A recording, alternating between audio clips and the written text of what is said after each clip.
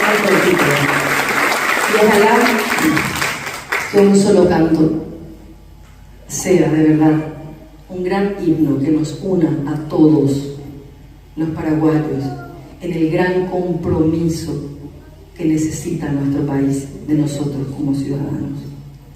Ese compromiso de la dignidad, el compromiso del trabajo, el compromiso de la honestidad que tanto nos hace falta, y el sacudirnos de los lastres que no nos dejan crecer. ¿Cierto? Un solo canto. Muchas gracias y que Dios los bendiga a todos. Este leí no quiero llorar, así que vamos con un solo canto.